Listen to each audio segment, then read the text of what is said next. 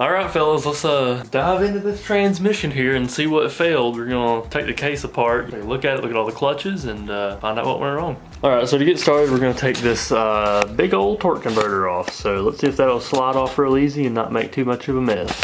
Not too bad. Now, let's go ahead and see if we can start taking this girl apart.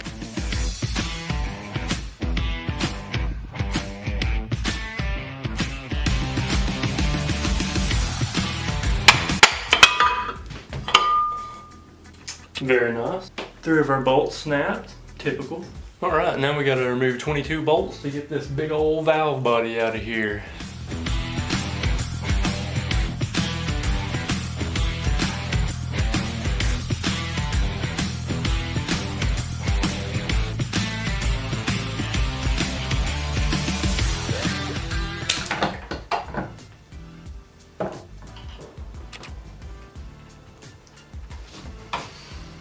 Alright, so we're taking some of the accumulator springs out here, pulling them out, getting the pistons out, and on our first to second year accumulator, I'm not sure if the spring's supposed to be broken in half. Very nice. Well, first part found. Let's keep digging. Alright, so the entire valve body and all the accumulator springs, everything, pistons is completely disassembled. Only thing that looked bad was just that one spring, so we're gonna dive in now to all the gears, planetaries, the pump. This is gonna be the hard part, getting this pump seal broke right here. Get all those out and then see if we can knock this out. Once that seal's broke, it's pretty easy selling from here.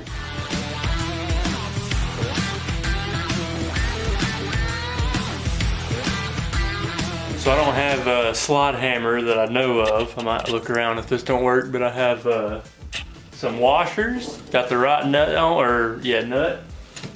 And I got some ratchet straps. So we're gonna get to tugging and see if we can pull this thing out.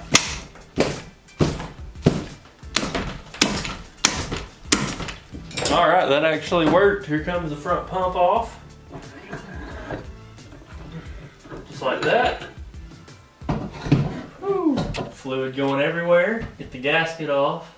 Alright, now we're gonna start tearing the clutch packs out and take a look at all of them.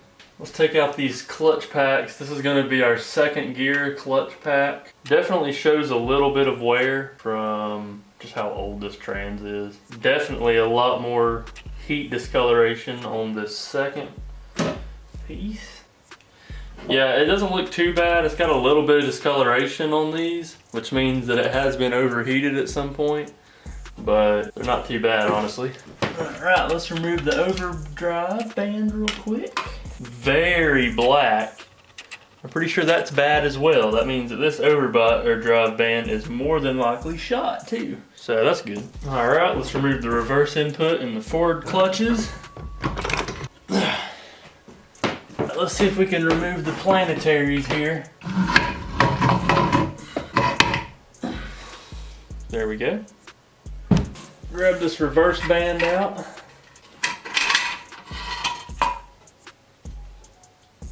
Doesn't look too bad. Alright, last bit. We just got to get the output shaft and all this out. And we'll be done disassembling.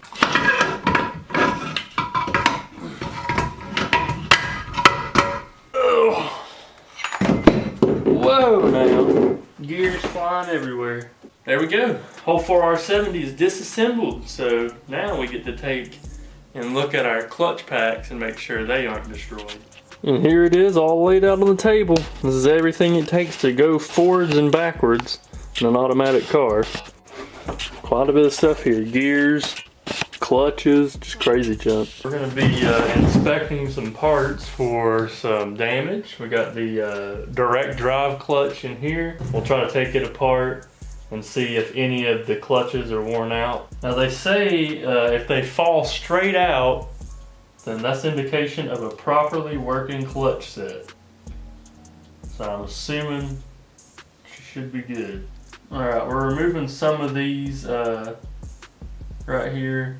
You can see there's a little bit of black, which means they are burning just a little bit on this clutch pack. All these are pretty dark, but I think that these come that color. All right, we got our main forward clutches here. All of them look pretty dang good. And all the friction plates they're not even blackened, so those look pretty nice. There's no burn spots. So I'm gonna say these are good. All right, we got the reverse clutches here. All the friction plates look good. Little bit of a scratch there on one of these. All right, let's check the front pump now. All right, well the pump gears look good. Just popped the cover off, looked at them. They're fine.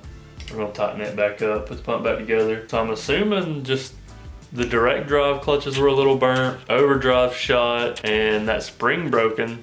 That's probably the issue with the trans and it not shifting, because without the correct spring pressure, it can't even go into gear. We are just gonna check the valve body real quick as well, just to check it, see if everything's good. So all we're really looking for is to see if there's any cracking on the main plate, but we should be good because these older transmissions had this steel plate on top of it just as an extra piece to keep rigidity. So I think we're good. We're definitely going to replace seals, and we're going to get into this thing and do the J mod so we can get firmer shifts, improve the life of the trans, so we'll get into that. But other than that, this top plate looks good. I don't see any cracking. Of course, the gasket's a little screwed up from where we took it off. That's gonna, I mean, we're gonna replace it. But since it's got this steel plate on it, I'm sure it's good. So yeah, that's gonna be it for the transmission teardown.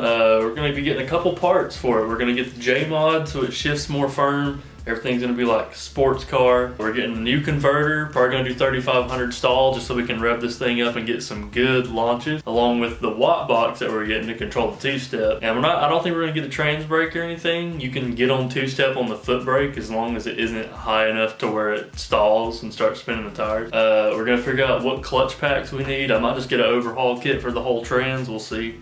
It's not really holding that much power. The car makes 300 wheels. Of course, hope y'all enjoyed. Next time you see this, it's gonna be getting put back together and put in the car, boys.